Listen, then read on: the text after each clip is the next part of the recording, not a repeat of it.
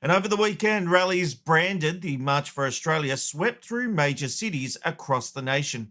Now, on the surface, it was billed as an anti-immigration protest, and most people attending were there to simply show their Aussie pride.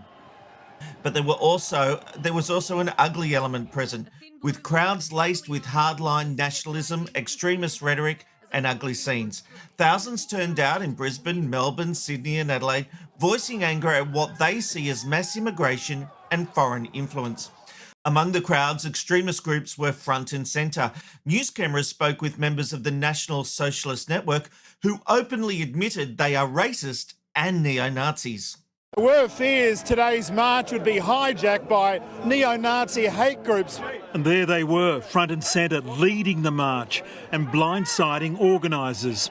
The Men in Black, members of the White Australia group. The leader is Jack Eltis. But we're here because anti-immigration is our key political issue. Are you racist? Yeah, we're racist. Yeah, we're racist, yes. And why is that a good thing? We're proud of who we are. We're proud of who we are as white men. We built this nation. All the men in our organisation are proud to be racist. Are you neo-Nazis? Yes. Are you a neo-Nazi? Yep. You're a racist? Yep. How confident do you have to be to say, yes, this is what I am. I am racist. That is not a reflection of Australia. And that is not why most protesters went to these events around the country. Because most of these protesters aren't Nazis or white supremacists. In fact, take a look at these scenes in Adelaide when protesters turned on a member of the Nationalist Socialist movement who had tried to spew his hatred to the crowd. If we question it, they call it hate. I do hate. That's right. Get out. Get out. Oh, shit. Get out. Enough, guys. Come on, we're not here for that. I know he has. I know he has. I hate that they're trying to replace us.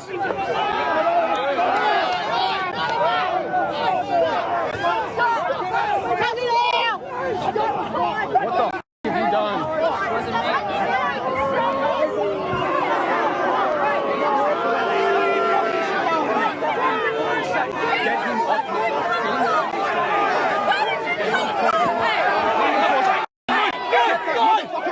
Get him out. You know, I've seen other videos where people in the crowd are hearing these neo-Nazi people getting up and they're saying, that's not what we're here for. This is not what we're about. But I did warn the problem with these protests. But when they were first announced and I started looking into it, these groups were taking the lead. They were helping with the organisation. And I did say it's one thing to be pro-Australian and proud of Australia, but these aren't the protests to do it at. And it seems I was proven right. McKnight was right. Another flashpoint came when a pro-Palestinian demonstrator burned the Australian flag, vision that's gone viral and has been condemned as disgraceful by leaders, including Victorian Premier Jacinta Allen. Now, I don't understand how this is okay. It is one thing to protest for Palestine, but how dare you burn the Australian flag while you protest for another nation? I understand there's a lot of issues going on in Palestine, and whatever your political beliefs, there's a lot of belief that something needs to be done about the Gaza Strip and come to some kind of solution.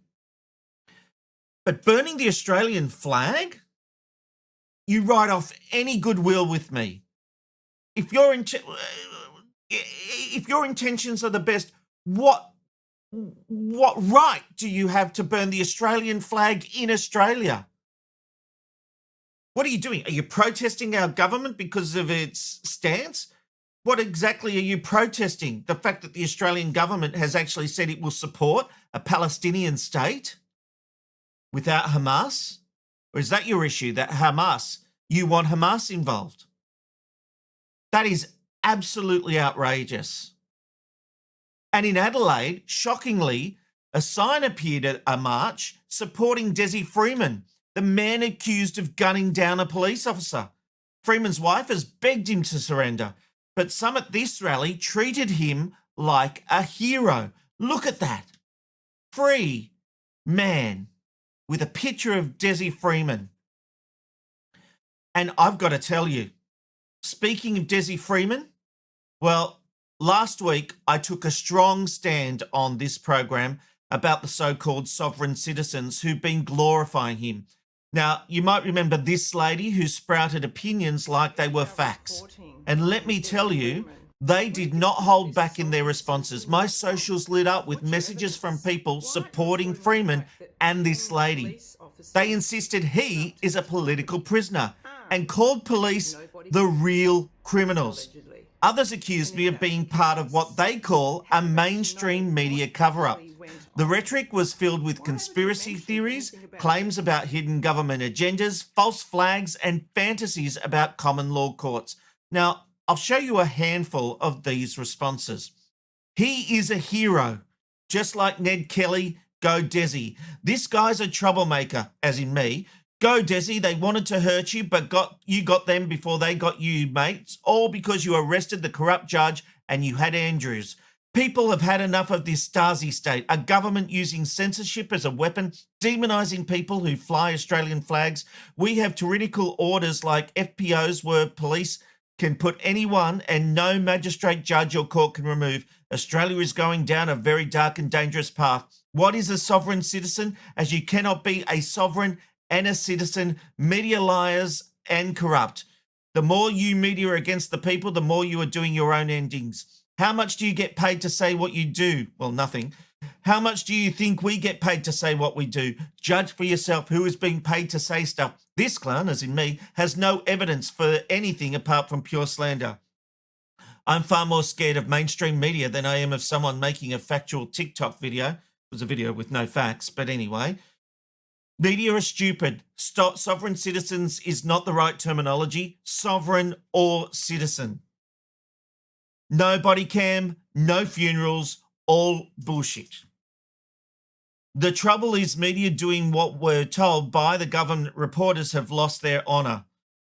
At least we can spell, mostly. Isn't it time the mainstream media got stopped fighting for the corrupt government? Am I the mainstream media here? This is in reaction to my video. Am I the mainstream media? I literally do a show from my garage, but apparently I'm being paid off by the government. They can't dare think that someone who is sprouting their own opinions has a different view. And they say she's factual. She hasn't got one source for anything she says. And then people say she's allowed to have her own views. You can have views, but don't pass them off as fact. She said there is no body cam footage. And then she throws in the word allegedly. Well, where's that coming from? There's been no discussion, nothing by reporters, police or anyone that there's no body cam footage. That is just something they're saying. And the body cam footage isn't going to come out until there's a court case. But here's the reality. Freeman is facing charges over the shooting of 2 police officers. No amount of sovereign citizen jargon or whatever they want to call themselves, sovereign or citizen, changes that fact. Because here's where things get complicated. It's not like the police always cover themselves in glory. Have a look at this story that aired on ABC News 24 today. A warning, this next story contains distressing details as well as the name and images of an Aboriginal person who has died. The ABC has obtained a voice recording of a serving West Australian police officer laughing about the suicide of an Aboriginal prisoner in Kalgoorlie. In the private voice note, the constable admits she dismissed the prisoner's warning that he was going to kill himself and then laughs about the outcome.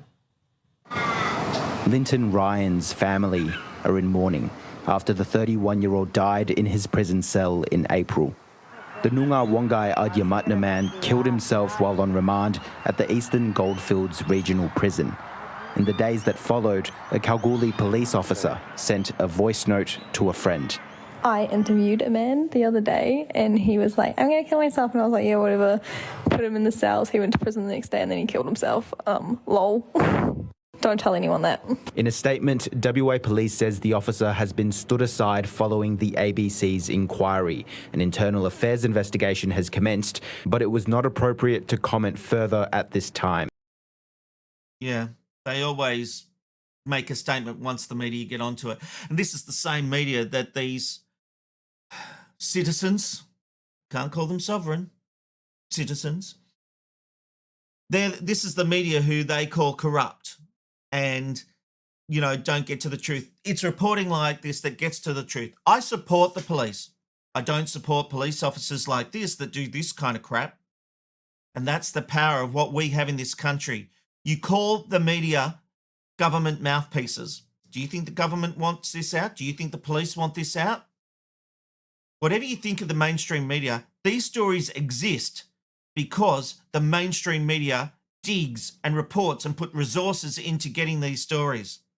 And yet I had people on YouTube and TikTok tell me that Desi Freeman is a hero. They're glad these police officers got shot. I don't care what your politics are. How can you support a man who has done these allegations or is alleged to have done these shootings and killed police? The police need to be held to account just like every citizen of Australia. No one is above the law. But if you are supporting someone that you believed killed 2 police officers, that's not Australian to me. That's not the community, the society that we've bred here. You're anti-Australian. And if these protests prove anything, it's how dangerous it is when fringe extremism and conspiracy culture mix with real-world violence. But what I do like is most Aussies support the idea of Australia first and protecting our ideals. The problem is when the message is overpowered by those fringe groups who don't believe in a fair go. They just believe white is right and Australia is better than that. I genuinely believe Australia is better than that. And these groups, I loved it when they got shouted down. I loved it when that guy got pushed off the stage. Because that's not what we're about. And you can try and take us down that path, but that's not who we are. We will stand up against the government. We will stand up against the police. But we will do it legally and we will do it with pure intentions, not just hatred. Australians believe in a fair go. And that's what I support as an Australian. Fun, insightful interviews from a washed-up producer with nothing to lose. Night to night.